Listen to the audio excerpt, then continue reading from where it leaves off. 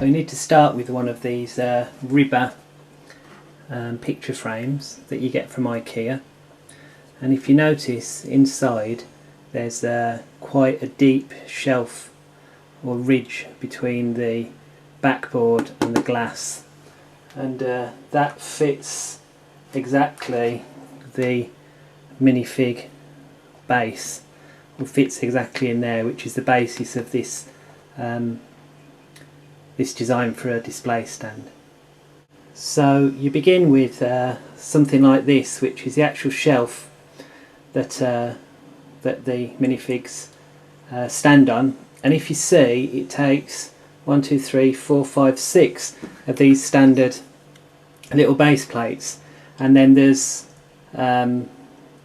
one lug gap in between the middle and one lug gap at both ends, and then it fits perfectly inside the frame, which I'll show you in a minute in there. Now, when I first did this, there was an issue with the structural integrity of the shelf. See, as soon as you put a bodybuilder in the middle of that, this happened. So I changed the design somewhat so that you could put things in it, and I'll show you how I did that. But you notice at the front it's just standard bricks. I'm not going to give you the brick numbers for this because you just use what you have. I like black, but I'll show you the general size of it.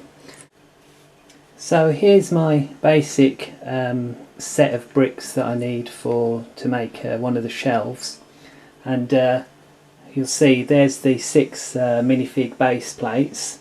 Then if we're just looking at the very top of the shelf, I have 2 3x1 plates that live at the very end, which is what the side columns stand on, and I also have a couple of 1x1 tiles that sit just in that little gap in the middle, and I also, normally I've not got one here, but I do a 1x1 plate just in the middle so that it carries on with the layout of the normal minifig bases. Then at the front of the shelf, which is the bit that you can see, I use just some standard bricks. Now unfortunately the bricks don't fit. I can't find bricks that fit perfectly in this gap, but so I just get what I've got. I've got a very long one here, but if you count them, they're the same pips all the way across. Obviously, because the bit at the front shows, that's black and that's standard bricks. But then to give it the structure behind, I use some Technic bricks. You see there, they've got the ones with the holes in. So I use some ones of those, and I always try and stagger the joins. So I'm just going to try and make this now. Let's see if I can do it.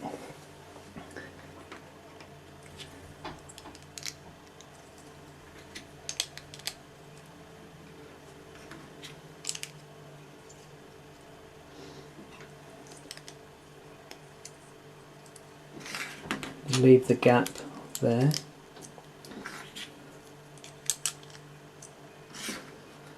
So if I've done that right, that gives me the right width of it. Oh no, I haven't done it right.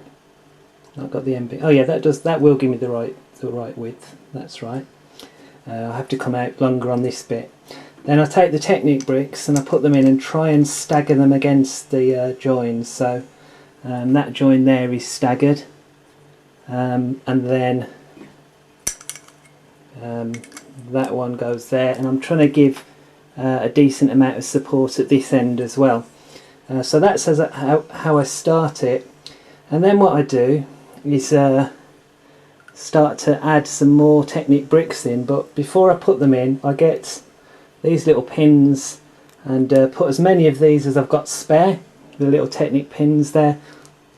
As many of those as I've got spare in the edge there, and then that begins to bind it all together. So I've got that really weak bit there where I've not got the correct Technic brick, but if I go across there, that braces all of them. So I'm going to need 2 pins in there and 2 pins in that end.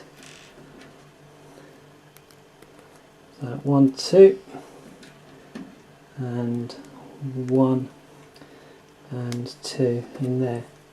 So that will now clip into there, and already it's got a lot more structure than it had before, so I can't really bend it now.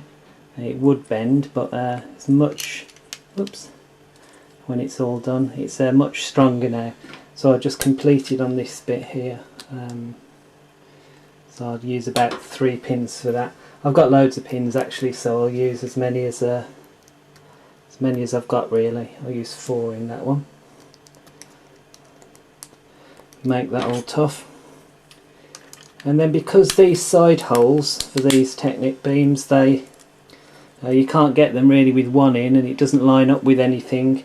What I'll do is just add a normal 1x1 brick in there, just to keep it, well, I don't know, just so it looks alright, even though you don't see that. And I've not got one here, but I'd put a 1x3 brick in there if I had one. So that's the basic structure of that. Then if you use these 3x3s at the, sorry, these 1x3 plates at the end, that braces it together. And on this occasion I'm just going to add that extra little block in there. So the base is now done. Whoops, I'll just add the extra little tiles in.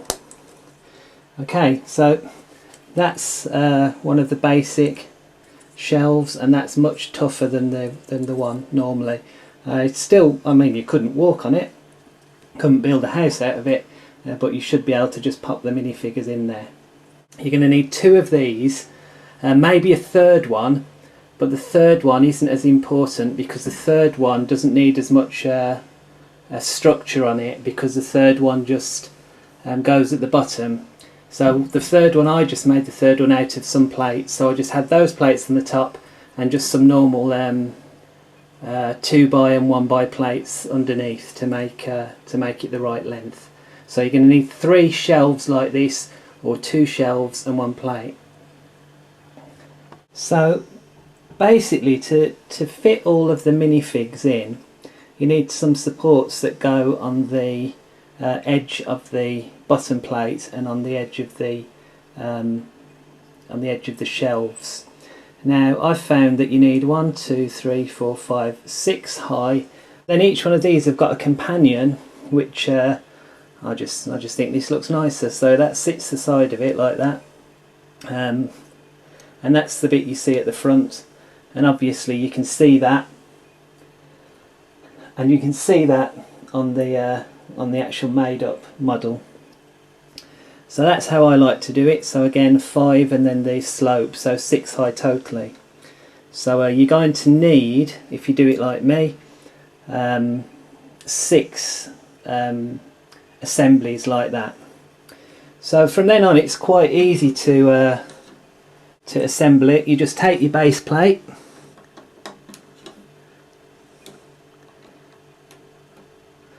and pop the 2 supports on both sides.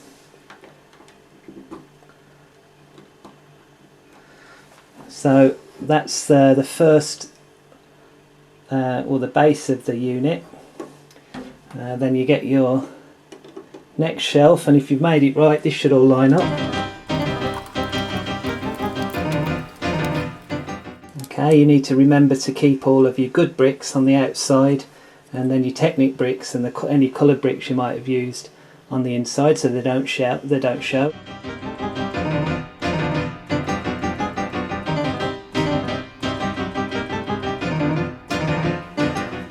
And really that's all you need now.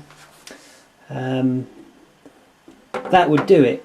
You've got room for 1, 2, 3, at least 16 minifigures across there. Now, just because I thought it looked a bit nicer within the frame, I carried on to the top. So I've made a couple more to the same design as the previous ones. There you go. So that's pretty much it. So back to the frame. So first of all, you pull these little things up, little catches. Only works if you've got fingernails. And then you can pull that back plate out. This is just a piece of paper, with some instructions on, and there's the mount board. So easy enough to get to the glass. You've got to remember this is glass, so you have to be careful with that. So once you've got that open, you just get your frame. There he is. There's the first in my collection of Series 3 minifigures, the wonderful little wrapper there. In he goes. You can just pop that in there as such. Might need to get some poster board and cut it to the right size so that you don't have that mounting frame in there. But it's easy enough to finish now. He goes in there. You put this in, but you make sure you don't show the Ikea advert, unless you like that sort of thing. And that goes in the back, and then you just push the little clips back down. And there they are. So that's my minifig display system, and that's working for me. I will no doubt build loads and loads of these for all my minifigs.